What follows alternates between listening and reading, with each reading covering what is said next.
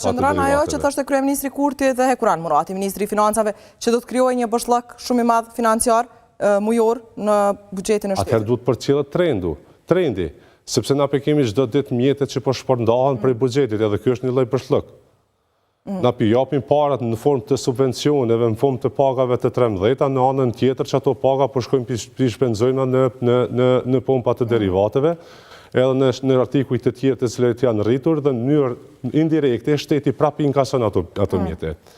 Nëse krahasojmë tash këtë periudhë me rritjen e çmimit të derivateve, në këtë rastin konkret, ka më rrit bazat tatimore. Me rritjen e bazës tatimore, automatikisht për të njëjtin litër shteti ka më inkasu parë më shumë. Dhe çka është kjo? Çka po ndodh? Në praktikë po del. Pra shtetit varfrohet ajo qytetarit, pak a shumë. Po në farë forme shteti po të jep milionën në dorë dhe me tjetrën i shtin në xhep. Kjo shkon çështu në këtë formë. Prandaj na shtim mënyra direkte përmes lirimit të akcizës, ndoshta është politike e qeverisë aktuale që thot për neve nuk po na intereson sepse ndikimi i qytetarëve thot nuk ka ndihmu direkt qeveria, po don me shku me atë sistemin e orientimit majt përmes politikave sociale, po që mendojmë që për më e rëndësishme është me ndiku direkt e çmimi sa me ndiku përmes subvencione, sepse subvencionet dikur edhe vjen një moment ku shteti nuk mund të mahet vetëm me subvencione. Se krijohet edhe një lloj zakonit që presmit gjithmonë për qeverisë, krijohet një lloj dembelizmi edhe në këtë situatë krijon edhe paqartësi në treg. Për ju do duhet ulej akciza e të hiqet TVSH-ja?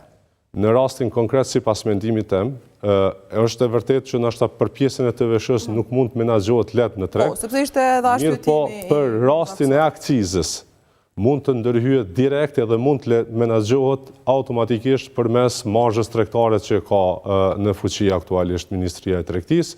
Vetëm me pjesën e akcizës kish mujt me ul menjëherë çmimin e derivateve. Sot në derivatet naftës paguajmë rreth 36 cent për akcizë.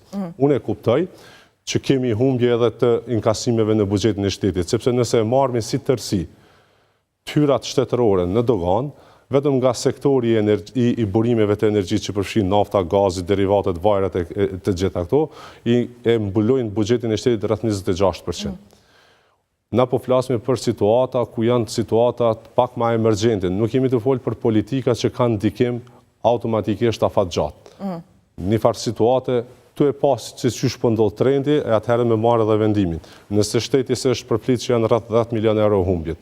Nëse 10 milion euro shpërndahen në mënyrë direkte të qytetarët, po jo direkt në formë të subvencioneve, sepse edhe është e drejtë, sepse është parciale, dikush si ka marrë pagën e 13. Ka edhe mes vetë sektorit publik që se kanë marrë pagën e 13. Prandaj nuk është e drejtë edhe ajo.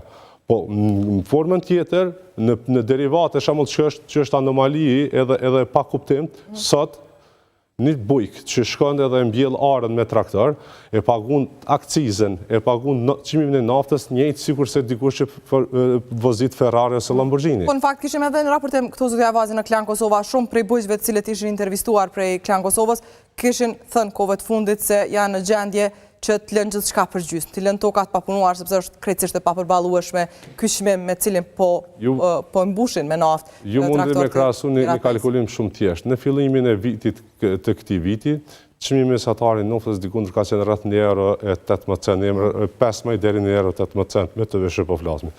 Deri tash ka shku domon deri në €1.89, gati se dy fishi i asaj. Në sektorin e bujqësisë mesatarisht diku rreth 300-400 litra duhen naftë për hektar të mbjellurave. Do më bjen dy fishim i vlerës që ju ka dash një bujku në kohën, se tash janë sezona e mbjelleve, tash ata e kanë kostën më të madhen të derivateve. Tash përfundon kjo sezon, fillon maj qershori kanë shpenzime më të ulta, tash shteti është dashur nëse të paktën kur gjë hiç, në sektorin e bujqësisë është dashur me ndërhy. Ade un jam dakord, domethënë në sektorin e prodhimit është dashur me ndërhy. Nëse donë jo përmes formave të subvencione, po ndikot direkt të bizneset që po preken, sepse sektori produs me rritjen e çmimeve të landës parë në këtë rast, po ndikon direkt edhe në rrezikimin e humbjeve të tregjeve, përveç asaj që është jo konkurrente vendore, po të njëjtën kohë edhe tregjeve të eksportit. Ne jemi dëshmitar i asajt që vitin e kalun na detyruan me dalë në tregun e lirë të energjisë elektrike. U detyruan me pagu deri në 3 fish të çmimit të energjisë elektrike. Mënyrë për çështje politike e rretën pagën minimale, mënyrë pa u konsultuar me kërkan hiç. Tash së fundmi po diskutohet edhe për çmimet të tavan të produkteve elementare. Domthonë, pa asnjë konsultim, ne nuk jemi kundër politikave të qeverisë.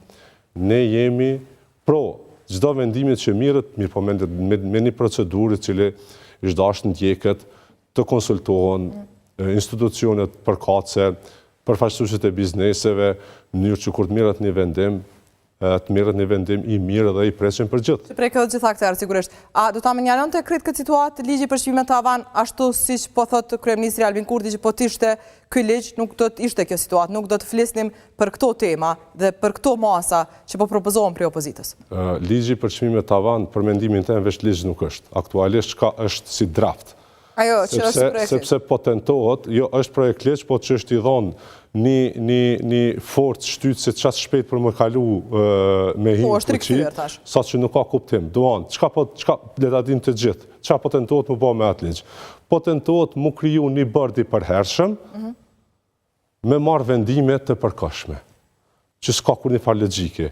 Edhe kompetencat e atij bordi janë qashtë mëdhaja, sa që unë personalisht punoj në fushën e financave gati 20 vite, sidomos kur janë këto luhatjet e çmimeve, kaloj me orë të tëra, vetëm një artikull në landën e parë nëse lëviz, për me përcaktu sa është ndikimi në produktin final.